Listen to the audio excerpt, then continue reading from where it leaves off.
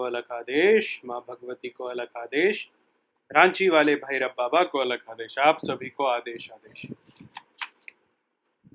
विषय बड़ा गंभीर, बहुत महत्वपूर्ण और ऐसा विषय जो आप लोगों में बहुत लोग मुझसे पूछते रहते हैं कि हमें साधना में सफलता नहीं मिल रही है, आभास नहीं हो रहा कि साधना में सफलता मिल रही है कि नहीं मिल रही है। पहला विषय तो ये कि अगर आप लोगों ने साधना की है और आप लोगों को आभास नहीं हो रहा है कि साधना आप लोगों ने सही किया है या गलत किया है, तो मैं आने वाले समय में एक आप लोगों को साधना दूंगा 1 सप्ताह का। अगर कोई शक्ति आप लोगों ने सही में साध ली होगी तो वो प्रत्यक्ष आपके सामने आके खड़ी हो जाएगी, या जिस भी तरीके से वो अपने प्रत्यक्ष होने का प्रमाण देती है वो प्रत्यक्ष होने का प्रमाण देगी। दूसरा विषय ये कि बहुत बार साधक ऐसा होता है कि साधक ऐसा सोचते हैं कि शक्ति प्रत्यक्षीकरण का मतलब हुआ कि शक्ति सामने आके खड़ी हो जाए। जरूरी नहीं है कि हमेशा आपके दृष्टि से ही शक्ति प्रत्यक्ष हो। कई बार शक्ति आपके जो सुनने की शक्ति है उससे प्रत्यक्ष होता है, कई बार शक्तियाँ जो है आपके छूने की शक्ति से प्रत्यक्षीकरण करते हैं, ठीक है।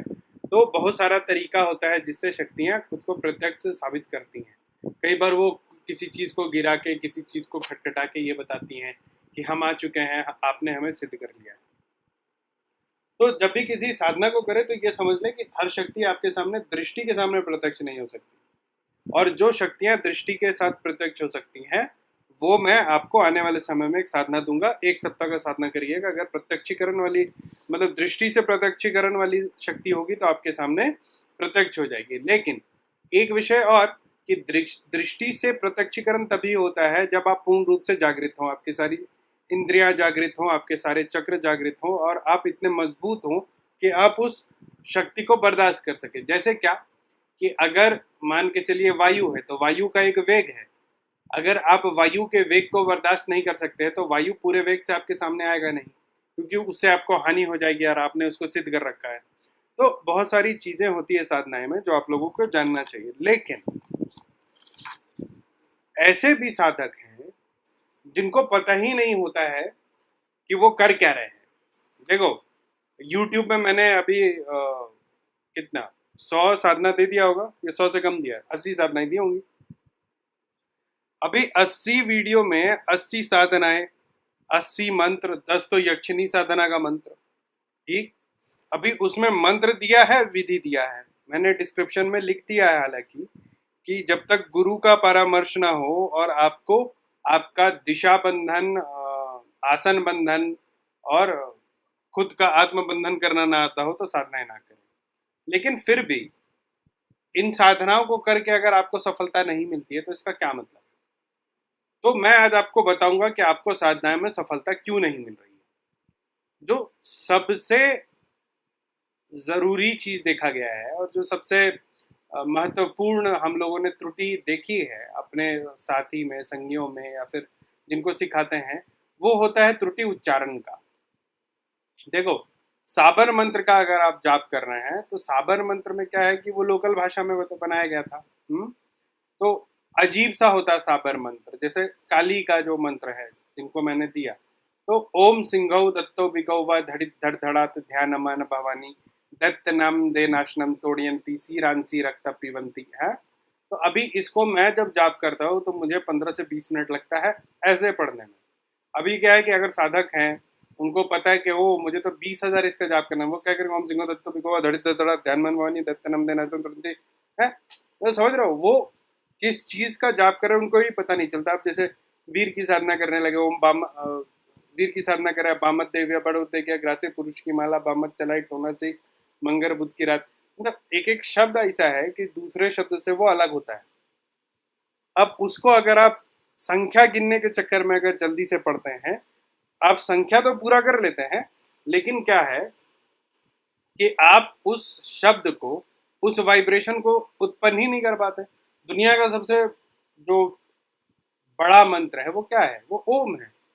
ओम से सब कुछ निकला हुआ है। मैंने अभी पिछले वीडियो में बताया कि ओम जो लिखा जाता है और ओम जो पढ़ा जाता है दोनों अलग है, दोनों का वाइब्रेशन अलग होता है। आप ओम पढ़ते हैं लेकिन पढ़ना क्या चाहिए? ओम, है ना।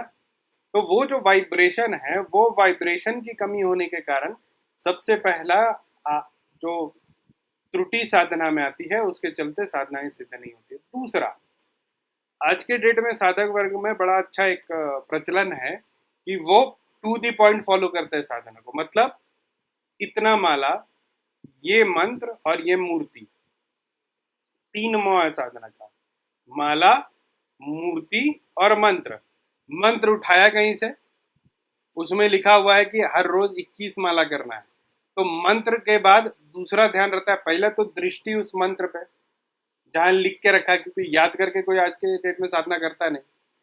दृष्टि उस पेपर पे जिसपे उस मंत्र को लिखा है। दूसरा जो प्री कॉन्शियस माइंड है वो लगा हुआ माला पे, 1 2 3 4 5 6 7 8।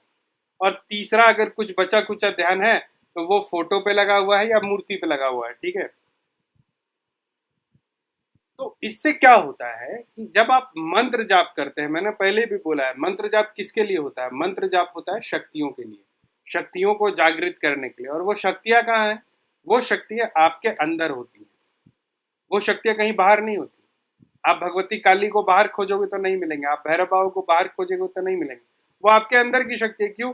क्योंकि एक महाशून्य से एक ओमकार निकला और उस ओमकार नाद से हम सभी उत्पन्न हुए हैं। तो उस एक ही शक्ति का हम सब पार्ट है। आप समझ रहे हो? जैसे कि आप अभी इस मोबाइल पे या लैपटॉप पे मेरा इस बात को सुन रहे हो, तो जिस स्क्रीन पे आप देख रहे हो और जिस स्पीकर फोन पे आप सुन रहे हो और वो जो टच पैड है, सब एक ही मोबाइल का पार्ट है। वैसे ही ये ब्रह्मांड जो है एक ही एनर्जी का फॉर्म है, उसी का फॉर्म हम भी हैं, उसी का फॉर्म वो शक्तियां भी हैं। तो मैंने हमेशा आप लोगों को बोला है कि वो शक्तियां आपके अंदर है और उनको जगाना होता है। तो जो आपका जो कॉन्शियसनेस है ना, जब आप मंत्र जाप करते हैं तो ये माला, मूर्ति और मंत्र से हटके होना चाहिए। आप जब मंत्र जाप करते हैं तो आपका ध्यान होना चाहिए आपकी चेतना पर। ठीक है, आपका माइंड कितना एक्सपैंड कर रहा है उस मंत्र के जाप को, आपके शरीर को कितना फायदा हो रहा है उस मंत्र के जाप से, और आपकी स्पिरिचुअलिटी कितनी बढ़ रही है उस मंत्र के जाप से। समझ रहे हैं? मतलब अगर मैं मंत्र का जाप करूंगा तो मैं ये नहीं सोचूंगा कि उस मंत्र जाप से मुझे प्रत्यक्षीकरण हो रहा है, मैं अभी मूड चला सकता हूँ, या इस तरह की फजूल बातें हम नहीं सोचेंगे। हम क्या सोचते हैं? जब आप मंत्र जाप कर रहे हैं तो आपको ये ध्यान में रखना है कि आपके मस्तिष्क पे उस मंत्र जाप का क्या फायदा हो रहा है। क्या आप पहले नेगेटिव थे, अब पॉजिटिव हो गए, या फिर ऐसा हुआ कि आप पहले पॉजिटिव थे फिर नेगेटिव हो गए, या फिर अब आप ज़्यादा अच्छा किसी चीज़ को एनालाइज कर सकते हैं। दूसरा, आपको ये देखना चाहिए कि आपकी शारीरिक क्षमता किसी मंत्र जाप या किसी साधना में कैसी बढ़ी है। मतलब आप उसको पढ़ते हो तो आपको पढ़ने के बाद आप फ्रेश फील कर रहे हो, या फिर आपको बिल्कुल निंद्रा अवस्था आ जा रही है, या फिर दूसरे दिन आपको ऐसा लग रहा है कि आप कमज़ोर हो गए हो। ठीक है। तीसरा, कि किसी भी साधना को करने के बाद आपको ये देखना चाहिए कि आपका आध्यात्म में रुचि बढ़ा है कि नहीं। एक साधना करने के बाद आपको ऐसा फील हो रहा है कि नहीं कि आप दूसरा साधना करें, या ऐसा लग रहा है यार ये कैसे भी करके ये साधना का 11 दिन खत्म हो, 21 दिन खत्म हो और हम जो है इस साधना को बंद कर लें। तो जब आप साधना करते हैं तो साधना में माला, मंत्र और मूर्ति के बदले ये ध्यान दें कि आपके मस्तिष्क, शरीर और आध्यात्म में उसका क्या असर पड़ रहा है। और एक बात बहुत महत्वपूर्ण विषय है कि अगर आपका साधना सफल नहीं हो रहा है, उसका कारण ये भी हो सकता है कि आपने जो सोचा है कि इस साधना से ये होगा, मतलब जो गोल होता है वो गोल आपका गलत है। अब देखो, जैसे कि भारत में नक्सल मूवमेंट शुरू हुआ, तो नक्सल मूवमेंट फेल क्यों हुआ? क्योंकि वो चाइनीज़ रेवोल्यूशन पे बेस्ड था। कैसे बेस्ड था चाइनीज़ रेवोल्यूशन पे? चाइनीज़ रेवोल्यूशन में वहाँ पे राजतंत्र था, तो वहाँ पे जब नक्सल मूवमेंट हुआ, वहाँ जब माओइस्ट का मूवमेंट हुआ, तो उन लोगों ने गांव को चारों तरफ से घेरा। ठीक है, और गांवों के बीच में शहर था, तो चारों तरफ गांवों पे कब्जा किया, फिर शहर पे हमला किया। उससे क्या हुआ कि शहर उनके कब्जे में आ गया, और उसके बाद फिर इन लोगों ने ऐसे करते करते राजतंत्र को ख़त्म किया। लेकिन भारत में डेमोक्रेसी है, एक आर्मी है पूरे भारत की, हाँ, यहाँ कोई राजतंत्र है नहीं। तो उन लोगों ने सबसे पहले जब भारत में नक्सल मूवमेंट चालू हुआ तो उन लोगों ने अपने दुश्मन गलत चुना, क्योंकि यहाँ राजतंत्र है नहीं, प्रजातंत्र है। मोडस ऑपरेंडी उनका गलत हुआ। ठीक है, उनका गोल गलत था, क्योंकि वो चाइनीज़ रेवोल्यूशन में राजा को हराना था, यहाँ डेमोक्रेसी को हराना था, तो नक्सल मूवमेंट भारत में फेल हुआ। उसी तरीके से आध्यात्म का गोल क्या है ये जानना जरूरी है। अगर आप आध्यात्म या साधना ये सोच के करते हैं कि आपको किसी तरीके का सुपर नेचुरल पावर मिलेगा, आप वहीं पर फेल हो जाते हैं साधना में। क्योंकि साधना का लक्ष्य हमेशा बड़ा होना चाहिए। साधना का लक्ष्य क्या होता है? साधना का लक्ष्य होता है कि आप एक अलग स्तर पर उस परब्रह्म परमेश्वर के साथ एकाकार हो जाए। ठीक है। अब एक विषय और, ये तो मतलब गोल की बात हो गई। तो ये आप समझ लो कि जब आप साधना करते हो ना, तो बड़ा सोचो, छोटा सोच करके साधना मत करो कि इसको, इस साधना को करके मैं किसी को आकर्षित कर लूँगा, किसी महिला को या किसी पुरुष को प्रभावित कर लूँगा, ये सब मत सोच कर किया करो। साधना और क्यों नहीं होता? साधना इसलिए नहीं होता क्योंकि आप रात में शराब पी के सोते हो, उसके बाद सुबह उठते हो, उसके बाद ऑफिस जाते हो, उसके बाद थके हारे आते हो, फिर बैठ जाते हो साधना करने पे। साधना में बहुत इम्पॉर्टेंट एक पार्ट है योगा करना। मैंने आप लोगों को पहले भी बताया है कि आसन को सिद्ध करना बहुत ज़रूरी होता है। साधना बिना आसन सिद्ध किए नहीं हो सकता है। आपका शरीर जब तक फ्लेक्सिबल नहीं होगा, आपका शरीर में जब तक वो जो कॉस्मिक एनर्जीज होता है वो नहीं आएगा, तब तक आप साधना में सफल नहीं हो सकते। आपने देखा होगा बहुत सारे अघोरी होते हैं जो कि बैठे रहते हैं, शराब पीते हैं, फिर भी उनका काम होता है, क्योंकि उन लोगों ने वो स्टेज पार कर लिया है। आप लोगों ने अभी तक उस स्टेज को पार नहीं किया है। बहुत ज़्यादा योगा नहीं कर सकते तो एटलीस्ट अपना आसन सिद्ध कर लीजिए।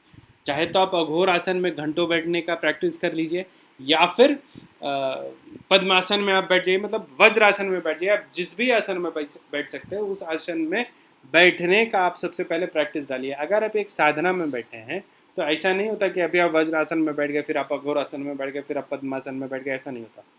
आसन सिद्धि बहुत ज़रूरी है, और आसन सिद्धि आप तभी कर पाएंगे जब आप हमेशा साधना करेंगे।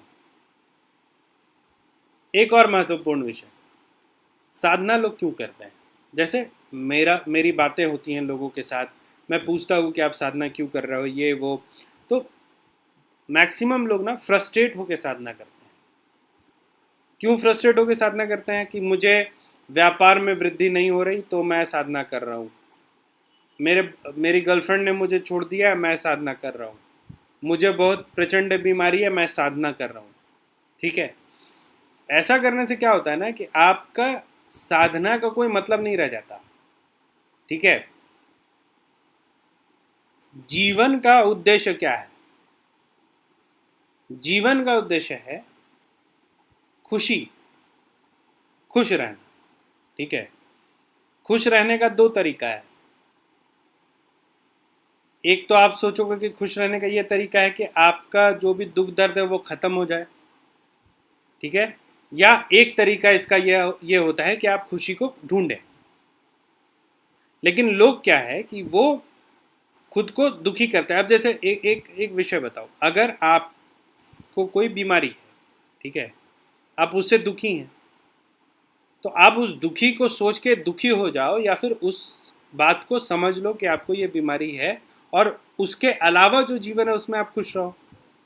कोई व्यक्ति आपको छोड़ के चला गया, आप उसको लेके दुखी हो, उसके अलावा भी तो पूरा ज़माना, और उसके आने से पहले भी पूरा ज़माना था, ये सोचो। तो साधना का जो उद्देश्य होता है यहीं पे फेल हो जाता है। साधना का उद्देश्य ये कहता ही नहीं है कि आपको किसी ने धोखा दे दिया तो आप आगे साधना करने, आपको किसी चीज़ का दुख है, किसी चीज़ की कमी है तो आप आगे साधना करने, ना ना ना ना। मारने चले हो शेर और गिन रहे हो मच्छर अभी। तो जब शेर मारने चले हो ना, तो शेर के हिसाब से ही अपना पूरा कंसंट्रेशन रखो। देखो और एक चीज़, कॉन्शियसनेस जो होता है ना, जो चेतना होता है, जो हमारा शरीर है वो तीन भाग में बना है। एक तो एस्ट्रल बॉडी है, मतलब जो मैं बोलता हूँ कि भगवान के बराबर हमारा भी शरीर है। ठीक है।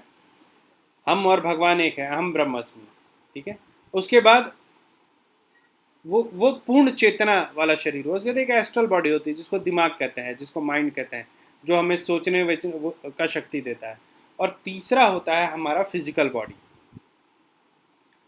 तो जब भी हम साधना के बारे में सोचते हैं ना, तो सिर्फ अपने जो मेरा माइंड बॉडी है, जो मेरा एस्ट्रल बॉडी है, ठीक है, या जो मेरा क्या बोलते हैं उसको, प्रेत शरीर है, उसकी खुशी, उसके दुख के चलते ही हम साधना करते हैं, ठीक है। लेकिन मैंने हमेशा बोला है कि मेंटल, फिजिकल और स्पिरिचुअल वेलबींग साथ में चलता है। तो कभी भी अपने शरीर को उस प्रेत से मत गवर्न होने दिया करो साधना करते समय। एटलीस्ट जीवन में भी खुश रहना है तो लार्ज गोल देखो। देखो, भगवान ने जब आपको इस पृथ्वी पर भेजा तो क्यों भेजा? भगवान ने आपको इस पृथ्वी पर भेजा मृत्यु के लिए। मृत्यु ही मुक्ति है, ठीक है। जिस समय आप जन्मे उसी समय मृत्यु लिखा जाता है कि आप मृत्यु। आज तक कोई अमर तो हुआ नहीं, मतलब 10 लोगों को छोड़ के जिनको अध्यात्म में अमर माना गया। लेकिन बाकी लोग क्यों आते हैं? ये जो पृथ्वी है ये सबसे बड़ा मसान है। यहाँ इंसान पैदा होता है, यहाँ जीव पैदा होता है मरने के लिए, ठीक है। अब आपको ये डिसाइड करना है कि जिस क्षण आप पैदा हुए और जिस क्षण आपकी मृत्यु होगी, तो क्या किसी भी कारण से आप दुखी होकर के यहाँ से जाना चाहते हैं? आपको बहुत तरीके का मौका मिला है। आप एक जानवर नहीं है जिसको रंग नहीं दिखता। आप एक कुत्ता नहीं है जिसको सारी ध्वनि नहीं सुनाई दे, ठीक है। आप एक पेड़ नहीं है जो हिल नहीं सके। आप एक पत्थर नहीं हो जो सांस नहीं ले सके। आपको भगवान ने बहुत कुछ दिया है। तो आपको ये सोचना है कि क्या किसी और कारण से आप इस जो पूरा आपको ब्रह्मांड मिला है इसको एंजॉय करने के बदले आप दुखी रहें। तो हमेशा ये सोचना है कि आप जहाँ से आए वहीं आपको वापस जाना। अब कुछ देर का ये ड्रामा है, इस ड्रामा को आप अच्छे से जीना चाहते हैं या खराब से जीना चाहते हैं। तो साधना में अगर सफल होना है तो खुश रहना सीखो। जो आपके लाइफ में कमी है वो तो है ही, उसको एक्सेप्ट करो, और जो खुशी है उसको अपनाओ। साधना में सफल होने के लिए खुश रहना बहुत ज़रूरी होता है। अंतिम बात, योगा का बहुत सारा आयाम है। जैसे राजयोग होता है, जैसे हठ योग होता है, जैसे मंत्र योग होता है, ठीक है। तो अलग अलग तरह के योग होते हैं। तो हम लोग बेसिकली मंत्र योग का हमेशा मंत्र योग का प्रयोग करते हैं। लेकिन मंत्र योग के साथ क्या है, आप लोगों को योग आसन का प्रैक्टिस करना चाहिए, ठीक है। योग आसन ज़रूर करिए। और अंतिम रूल, साधना अगर आपको सफल करना है, ठीक है, तो अंतिम रूल उसका क्या है कि पतंजलि ने 8 नियम दिए थे, जिसमें सबसे पहला था यम। यम का मतलब होता है कि जो कर्म साधक को नहीं करना चाहिए। तो आप बोलोगे गुरुजी अघोर में तो कोई रूल होता नहीं। होता है। मैंने हमेशा बोला है कि 3 रूल होता है अघोर का। एक तो खुद पे ही डिपेंडेंट रहो, दूसरा खुद के लिए रिस्पॉन्सिबल रहो, और तीसरा कि अपने अधिकार क्षेत्र से बाहर किसी के अधिकार क्षेत्र में प्रवेश ना करो। तो जो यम होता है, यम नियम यही कहता है कि किसी के सामान को मत चुराओ, किसी को हर्ट मत करो, ठीक है। फिर नियम आता है। नियम का मतलब होता है जो साधक का नियम है, मतलब नियमित समय पे पूजा, नियमित स्थान पे पूजा, नियमित मंत्र से पूजा, नियमित विधि से पूजा, ठीक है। तीसरा है आसन। आसन का मतलब होता है जिस भी आसन में आप बैठ के पूजा कर रहे हो वो आसन सिद्ध होना चाहिए। रोज आपको एक ही आसन में बैठ करके साधना करनी चाहिए। चौथा नियम जो उन्होंने दिया वो था प्राणायाम का, मतलब आपके सांस पर कंट्रोल होना चाहिए। तो सांस पे जब तक कंट्रोल नहीं होगा, जब तक आपको आपके प्राण पे कंट्रोल नहीं होगा, तब तक आप साधना में सफल नहीं हो सकते। क्योंकि अगर आपका सांस पे कंट्रोल नहीं है तो आपका कंसंट्रेशन कभी नहीं बनेगा, ठीक है। 5 इंद्रियों पे कंट्रोल था 5वां नियम। मतलब अगर आप बैठ के साधना कर रहे हैं, आपको मच्छर ने काट लिया, आप बोलोगे हो अब तो मुझसे साधना नहीं हो पाएगा, मच्छर काट रहा है मुझे, अरे ये ध्वनि बहुत सुनाई दे रही है। मैंने एक जगह से मेडिटेशन सीखा था, वहाँ सीखने का मुझे ये लाभ हुआ कि आज के डेट में अगर मेरे बगल में कोई लाउड स्पीकर बजा दे तो मेरा ध्यान और ज़्यादा तगड़ा हो जाता है, क्योंकि मुझे एक नियम पता है कि किस तरीके से जो अपने 5 इंद्रियां हैं उसको मैं बंद कर सकता हूँ, ठीक है। उसके बाद छठा नियम है कि एक जगह पर अपने ध्यान को केंद्रित करो। ध्यान को केंद्रित करना और ध्यान करने में अंतर होता है। ध्यान को केंद्रित करने का मतलब होता है कि जब हम किसी एक विषय पे सोच रहे हैं, मान के चलो मैं हनुमान जी की साधना कर रहा हूँ, मैं हनुमान जी के बारे में सोचता तो सिर्फ हनुमान जी के बारे में सोचूंगा। उस समय ना माला, न गिनती, ना मूर्ति, हाँ, किसी भी तरीके का थॉट मेरे दिमाग में नहीं आएगा। उसको कहते हैं एक जगह पर अपनी धारणा लगाना। उसके बाद आता है ध्यान। ध्यान का मतलब क्या है कि जब आप उस जो परम शक्ति है उसमें खुद को बिल्कुल ही मिक्स कर लेते हो, ठीक है, वहां तक जब आप पहुंच जाते हो तो वो एक ध्यान का मुद्रा होता है। और अंतिम जो होता है वो समाधि की स्थिति होती है, जब आप परमहंस हो जाते हो, जब आप उसमें विलीन हो जाते हो।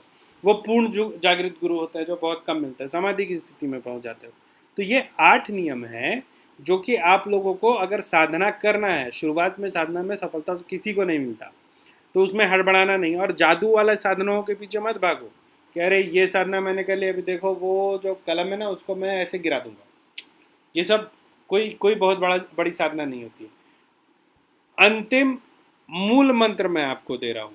अंतिम मूल मंत्र क्या है साधना के? अगर आपका साधना नहीं सफल हो रहा है, उसके पीछे सबसे बड़ा कारण ये होता है कि जिस समय आप साधना करते हैं उस पहले क्षण से आपको इंतजार होता है कि वो शक्ति प्रत्यक्ष हो जाए, और शक्ति के प्रत्यक्षीकरण के लिए आप लोग साधना करते हैं।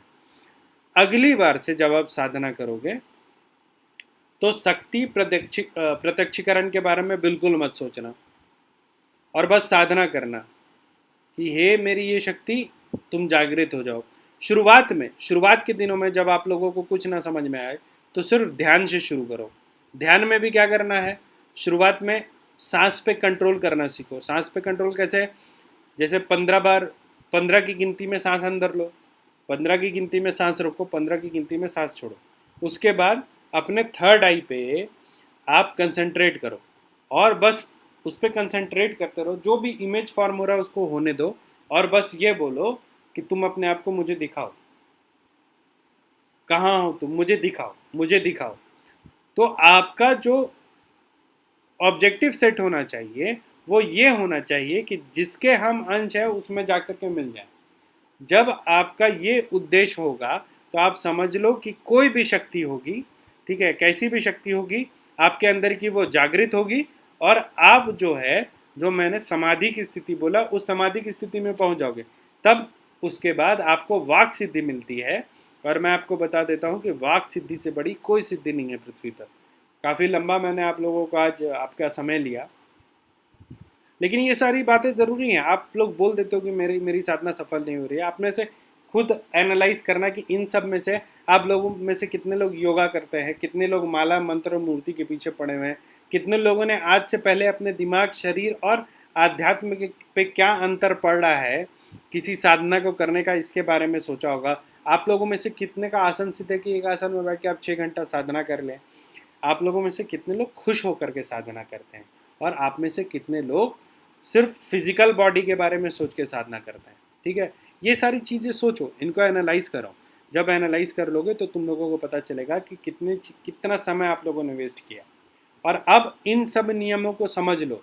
उच्चारण सही करना, माला मंत्र और मूर्ति के पीछे नहीं भागना है। मेरे दिमाग पर किसी साधना का क्या असर हो रहा है, शरीर पे क्या असर हो रहा है, अध्यात्म में क्या असर हो रहा है, ये दूसरा थंब रूल है। तीसरा थंब रूल क्या है कि मेरा गोल क्या है साधना का। मेरे साधना का गोल किसी शक्ति को प्राप्त करना नहीं है, लेकिन उस परम शक्ति में खुद को समाहित करना है। ये गोल लेकर के आगे बढ़ना है। योगा नित्य करो, आसन को सिद्ध कर लो। साधना का जो उद्देश्य है वो पेन से रिलीफ नहीं है बल्कि खुशी है। और तीसरा, हम जो साधना करते हैं वो अपने फिजिकल बॉडी के लिए ना करके हम लोग अपने जो सुपर कॉन्शियस बॉडी है उसके लिए वो साधना करेंगे। बाकी पतंजलि का जो 8 नियम है वो मैंने आप लोगों को बता दिया। आज के लिए इतना ही। आप लोग अगर मेरे साथ साधना ग्रुप में जुड़ना चाहते हैं, मेरा एक साधना का ग्रुप है, पेड ग्रुप है, 5 तारीख से नया सेशन उसका स्टार्ट हो रहा है, तो आप मेरे व्हाट्सएप पे संपर्क कर सकते हैं। इसके अलावा मेरा एक किताब है हैंडबुक फॉर पैरानॉर्मल इन्वेस्टिगेटर, वो आप लोग खरीद सकते हैं। उसमें ये बताया गया है कि मशीनों के द्वारा कैसे आप मुझसे बात कर सकते हैं। इसके अलावा मेरे साथ अगर आप लोग अपॉइंटमेंट लेना चाहते हैं तो www.aghortantrahasya.xyz मेरा वेबसाइट है। डायरेक्ट बात करने के लिए call me for app download करिए, उसमें रुद्रनाथ सर्च कीजिए, आपको मेरा प्रोफाइल दिखेगा, उससे आप मुझसे कॉल करके डायरेक्ट बात कर सकते हैं। आज के लिए इतना ही। आप सभी को आदेश आदेश अलग आदेश।